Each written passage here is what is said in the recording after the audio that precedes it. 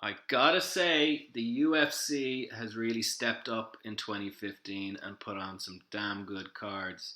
Jones, Cormier, McGregor, Seaver, and now we got Silva and Diaz for a real cracker of a card this weekend. So the first fight I'm going to look at is Thales Leites against Tim Boetsch. I can remember Thales Leites when he first came to the UFC. He was like a jiu-jitsu phenom. And then he went and lost his first fight. I can't remember. I think he lost to Martin Kampmann in a unanimous decision. And then he went on a good run, and we all remember the fight with Anderson Silva where he was pulling guard, and this wasn't good for him. It wasn't good for Silva either. And he lost to Alessio Sakara by split decision, and he got cut. The promise, it seemed, wasn't gonna come through with Leites. Then he went on a pretty good streak, and he got back into the UFC. He had fought, I think, another 9 times and only lost once. And he's beaten Ed Herman, Trevor Smith, and he knocked out Francis Carmon in his last fight. And the thing I've noticed about Leites is his striking has improved a lot. We know he was a brilliant jiu-jitsu guy, but he just didn't have the striking. And I think what he's done is he's gone away and he's worked on that very hard. And we're now seeing it with the likes of Francis Carmon getting knocked out. And outstriking Ed Herman for 3 rounds. And he's fighting Tim the Barbarian Boetsch, one of my favourite fighters. I love this guy because he always comes back from adversity and looks down and out and come out with some ridiculous knockout punch and finish the fight. But I don't see him having enough skill to beat Leites. If Leites' boxing and kicking has come on as much as I think it has, I think he's going to outstrike Boetsch, and then he's going to take it to the ground, and we might see the Barbarian get submitted. Now, Boetsch used to come out to the music from Conan the Barbarian, one of the greatest film scores ever written. And Dana White said he couldn't. Didn't give him a reason. Told him he had to come out to Kid Rock or some other crappy tune. And that pissed me off a lot. But anyway, Thales Leites, I think he's going to take this. I think he could win a decision. He could win a submission, but I would just book in Thales Leites to win this fight. Now, Diego Brandao is back after his big fight in Ireland against Conor McGregor, where he took a bit of a beatdown, let's be honest. But I like Diego Brandao. I think he's a very good fighter. And I think he punches very hard. I think his cardio is better. I think he's learned to manage himself a bit better in the octagon. He just couldn't handle the power that McGregor was putting his way, and that's why he got knocked out. But he's fighting Jimmy the Kid Hedis this weekend on the prelims. And Jimmy Hedis is a decent fighter. I mean, he is a very good submission artist. I think he won his first 9 fights by submission.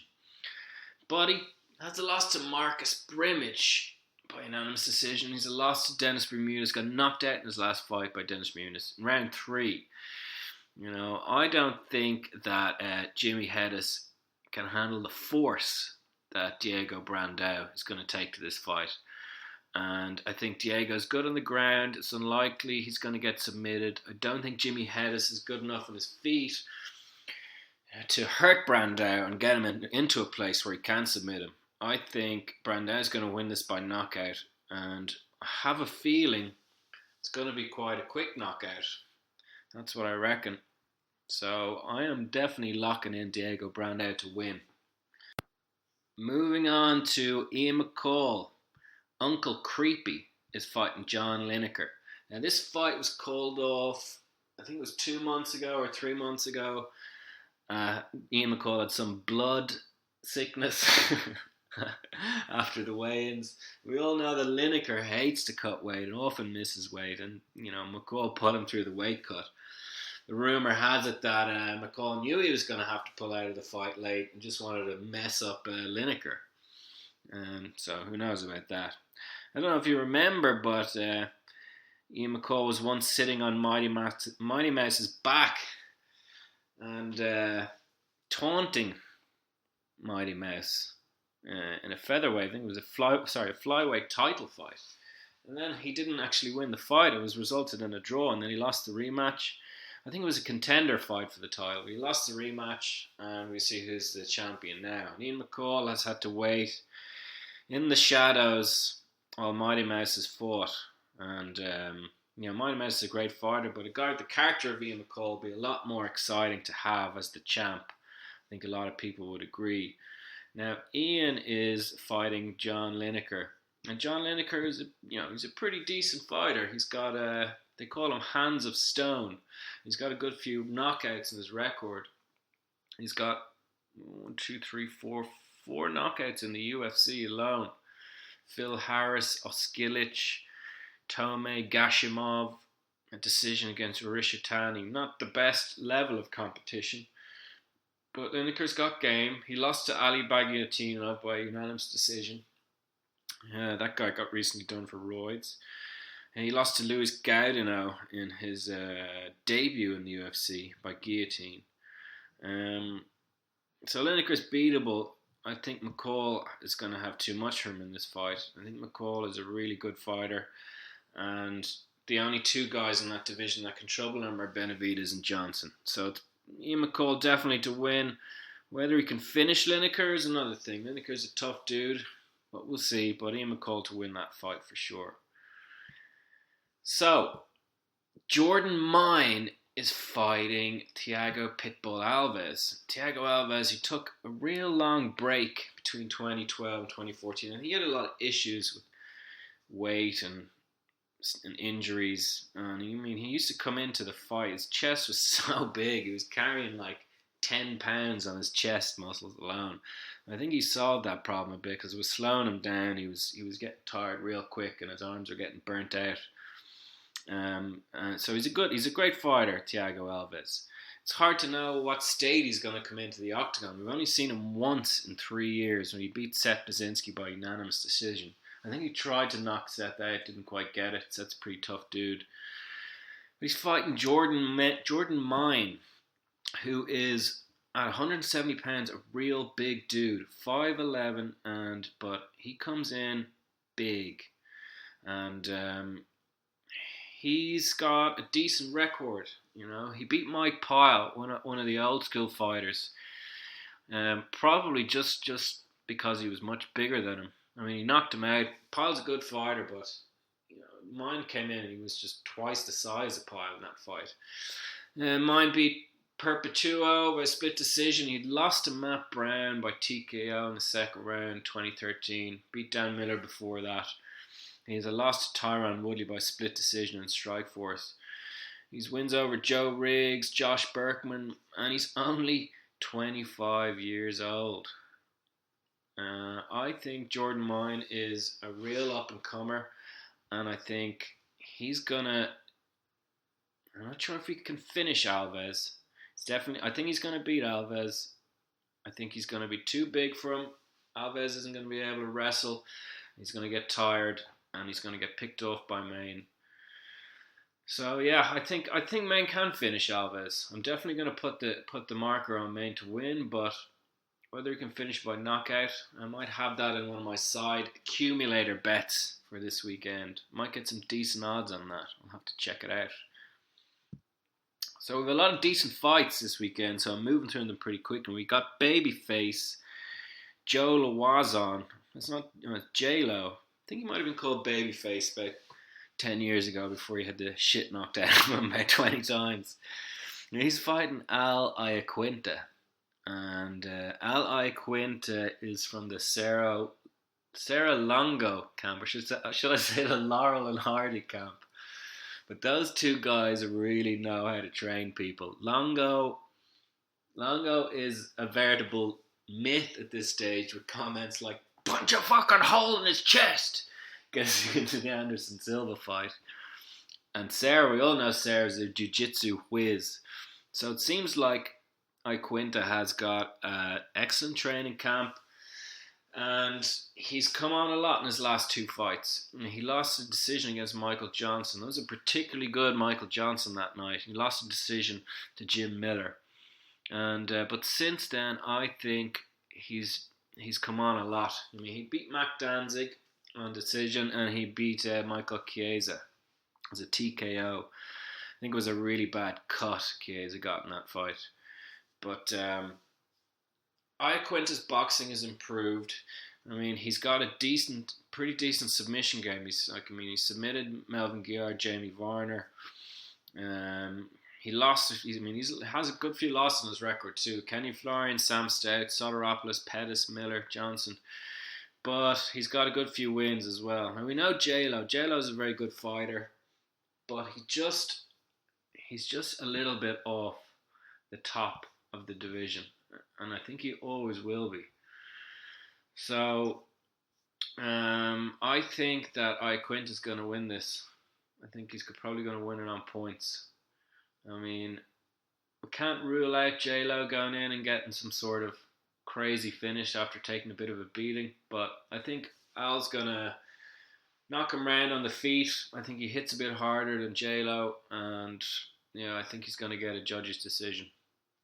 But it should be a very good fight. J-Lo's going to bring it. Let's see if Ray Longo's coaching is all it's cracked up to be, and Iaquinta can handle him on the feet. Alrighty, Tyron Woodley, another very interesting fight. The Chosen One is his moniker. He's fighting Kelvin Gastelum. Kelvin Gastelum, who made Jake Ellenberger look like a sham in his last fight. Ellenberger just sat there on the ground and let himself get submitted. That was pretty weird, to say the least. If we look at Gastelum's record in the last year and a half, it's almost 2 years now since he was in The Ultimate Fighter. He's beaten Ellenberger by choke. Decision to Nicholas Musoki, who, like I said, last week isn't the greatest of fighters. He lost to Tumanov last week. He beat Rick Story by decision, and that was a very impressive win for a young guy who hadn't had nearly the kind of training Rick Story has had, and he beat Rick Story. That was a big surprise. He had a rear naked choke and Brian Melicon before that, and he beat Uriah Hall in the Ultimate Fighter finale. Uriah Hall coming in on the back of all that hype. So Gastelum has got the goods. He's slimmed down a bit. His cardio is better. He's got hands now. You can see that he's been trained as boxing. But obviously his ground game is where it's at. And this is what Tyrone will be trying to avoid. And Tyrone's an interesting guy. He got totally outfought and outstruck and out everything by Rory McDonald. Kind of embarrassed him. And people thought the Tyrone Woodley hype train was pretty much coming to a stall. But then he knocked out Don Young Kim really easily with a beautiful punch in the first round. And he still wins over the likes of Condit, Koscheck. He does have losses on his record to, Jake Shields beat him, Nate Marquardt beat him, and those guys we all know are ground fighters, like to take a guy to the ground, like to beat him up. I would wonder, does Dana White dislike Tyron Woodley putting him against Kelvin Gastelum, because there's only really one way this fight can end, and that's in a Gastelum victory. He can do it in a variety of ways. It just depends on how quickly he gets Tyrone down and what he looks to do, his game plan. He might look to land really heavy ground and pound, in which case he'll probably lock in a submission and finish it. Or he might just play it safe, try to go to 3 rounds, dominate position, and win a points victory. I think he's going to finish Tyron Woodley. I think he's that good now, Gastelum, and it's going to set Woodley back quite a long way in his career, unfortunately for him. Miesha Tate steps back into the octagon. Miesha Cupcake Tate. That comes on the back of 2 pretty decent wins. The girl she fought in her last fight, Rin Nakai, it was kind of, Nakai didn't even deserve to be in the ring with her, to be honest. And Miesha Tate pretty much schooled her. And she beat Liz Carmouche by split decision. It was a little bit of a harder fight. Of course, before that, we remember Ronda Rousey submitting her in the 3rd round with an armbar and a loss to Kat Zingano. But Tate's a good fighter. She's a clever fighter. And she's been training a long time. She's been in this game a long time. She's experienced. She knows what she's doing. She's fighting Sarah McMahon. I think Sarah McMahon is the Olympic wrestler, and was an Olympic wrestler, and she took the Rousey fight. Quite interestingly, her dad was pretty much on his deathbed, and he decided that because she took that fight, he would take chemo, and because he'd given up on chemo, but he decided to take it just so he could see her fight for the title. Unfortunately, she didn't win, but her dad is still alive and in remission. So I think she won't look upon that loss with too much negativity. She's moving forward anyway, Sarah McMahon, and what she brings to the game is not a lot, to be honest. She brings her wrestling. She'll look to take Miesha Tate in the ground, and she'll look to dominate her, control position. Probably not look for a risky finish, because she's going to be afraid of Tate's submissions, and she can't fight her on the feet. She has to take her down, and she can't gamble on risky positions in case of submission. So she's going to try and eke out a decision victory. So I do have, McMahon's an Olympic wrestler, but I have the confidence in Miesha Tate, in her smarts, that she is not going to get taken down very easily. And if she does, McMahon will have eaten a couple of knees or punches or a lot just to get it there. And I also think Miesha Tate's going to be able to get up. I don't think Sarah McMahon is going to have fought somebody who quite has the jiu-jitsu skills and, the ability to get up off her back that Miesha Tate's going to have. And I know Miesha Tate's going to be training certain things, takedown defense, getting up, because she has the advantage on the feet clearly. And I can see a knee to the head for Miesha Tate slowing McMahon down a lot. And to be honest with you, I can see Miesha finishing this fight. Because McMahon's going to get so messed up from diving in for these takedowns and getting heavy punches and heavy knees. She ain't going to have anything left, and eventually Miesha's going to finish her. Possibly sink in a choke, but I think she's going to go for a finish with punches. I think Miesha Tate needs a big win, and if she gets it, we know for sure she's going to be fighting for the title again against the winner of Zingano and Rousey. So we go to the main event of the evening. This is some fight. Anderson Silva's fighting Nick Diaz. Now, all sorts of question marks about both fighters. We start with Diaz. So Diaz retired after his last fight with George St. Pierre, and that was in 2013. It's like almost 2 years ago. He retired. He wasn't interested in any fights. He's always complaining about this, that, the other, and he wants to be seen to be a badass. But at the end of the day, Nick Diaz wants cash. He wants cash money, and that's why he's back in the UFC. Maybe he wants to fight Anderson Silva to test his skills, but this is a money fight for Diaz. He has this high pressure game, punch. I don't think that's going to trouble Silva. The only thing that has troubled Silva is guys clocking him with straighteners in the jaw, like Chael did to him a couple of times. I mean, Chael must have knocked him down 4 times with just big looping punches. And Weidman messed Silva up with hard punches, much harder than Silva, I believe, thought they were going to be. And I think in the second fight, before Silva broke his leg, there was a point in a grapple. I think he was caught with an elbow or a short punch, and you just saw Silva's eyes rolling up in the back of his head like he was out for a second. So I don't think his 41-year-old head can handle the big blows, but Diaz doesn't have those to give. And this is why I think Silva's going to ride whatever Diaz has to throw at him, and he's going to finish Diaz. He's just going to have too much power, too much precision, and as good a fighter Diaz is, I don't think he's in Anderson Silva's league. I think Silva, there's no way Diaz can go 5 rounds with Silva, depending on Silva's use of his kicks and if he actually has the confidence to throw these. It'll be very interesting when he throws this first kick to the leg. What Diaz does is Diaz going to throw up a leg and try and block it and check the kick. If he does, we may see Silva throw a lot less of those, and that's one of his greatest weapons gone. But If I know Anderson Silva, he's come up with a few new weapons. Another interesting thing in this fight is if these guys are going to taunt each other. We know Diaz loves to talk during fights. Does he have too much respect for Anderson Silva to talk smack during a fight? We're just going to have to see how that plays out. I think Diaz is going to bring the talk in the ring. He's going to bring the hands up. What? He's going to do all that stuff. We'll see how Silva responds. Silva might just want to get in there and get it done. No messing. Knock this guy out. Hit him on the jaw. Knock him backwards. Finish him with a couple of kicks. Knees. Yeah, that's how I see it going. I'm going to be locking in Silva by KO.